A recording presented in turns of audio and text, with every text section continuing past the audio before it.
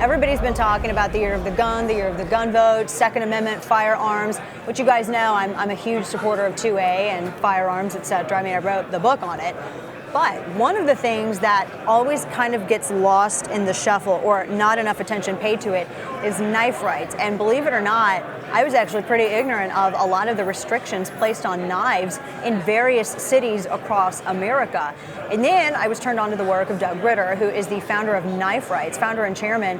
And it's because of your work and the people with whom you associate that you've been able, it's gotten better. There are fewer restrictions than what we previously had. Still a lot of work to do. 20 bills in 15 states in 6 years. So tell me, it's a lot better. That's a lot better. But there are, like in certain cities, like in Baltimore and in other cities, like switchblades or spring assisted, anything like. I mean, those were. I had no idea they were restricted. I mean, they were banned. In some places they are, and our mission is to make sure that all knives are free. Right.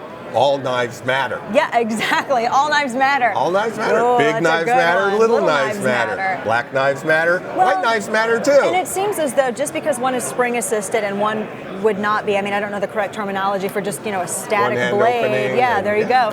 I mean, they're knives. Both of them are knives. They are. That's it. And as a matter of fact, I brought you a spring assisted knife. Oh my goodness. Just for you. This is illegal in Baltimore. Look at that. This is nice. It's a nice blade too. Look at that.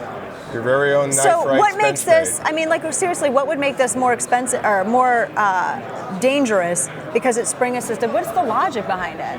There is no logic whatsoever to any of the knife restrictions. Right. Go back to the 1950s and switchblades were outlawed because Hollywood demonized them. Right. There's no logic whatsoever. That knife doesn't open as quickly as a fixed blade knife, which is already open. Exactly. Yeah, It doesn't make sense. So none of this makes sense. So, like, in how many areas and how many cities across the country do we see like those restrictions? Like, how prevalent is it? Well, you start off with the fact that though many people believe switchblades are outlawed, in 36 states they are allowed to one degree or another, and in 28 states they are free to carry open, concealed, or whatever with no limitations. Right. And in Wisconsin, last night, the Senate unanimously voted for our knife reform law, and once Governor Walker signs it, that'll be the 10th state that we've removed knife restrictions at. Wow. Both the restrictions on switchblades and knife law preemption, which ensures that state law is the same throughout the state, that local cities and towns can't have laws more restrictive than state law. So, we are making progress when we go talk to legislators and we demonstrate that doesn't open any quicker than a fixed blade knife. It doesn't open here it any is quicker. already open. It doesn't open any quicker than a one-hand open knife.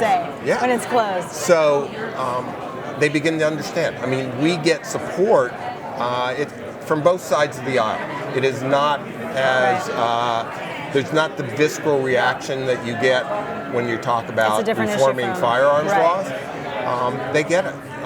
We've had Democratic sponsors for our bills. Impressive. So it's really a movement.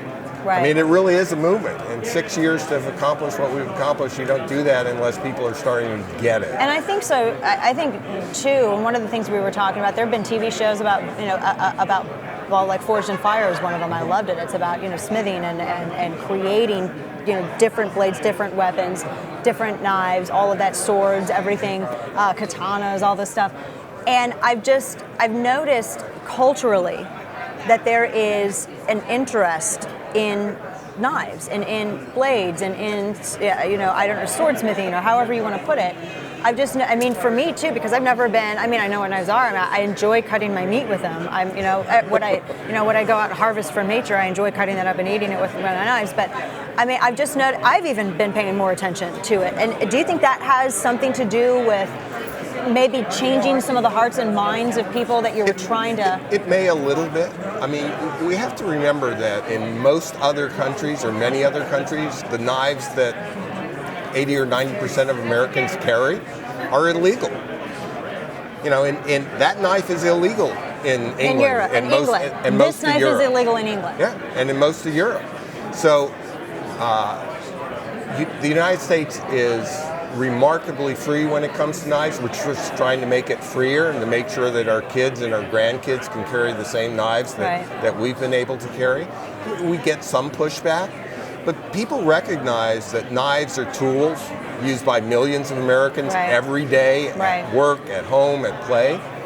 And every once in a while, they're also used as an arm. Oh, yeah. Oh, yeah. You know, to protect yourself and your Exactly. family. The Second Amendment doesn't say firearms. No. The Second Amendment says arms. Period. And we've had some great decisions recently That's that good. have codified that, in fact, these are Second Amendment protected arms. We have about 40 seconds left. I want to ask you really quickly, what can people do to help this cause? 30 seconds to help this cause.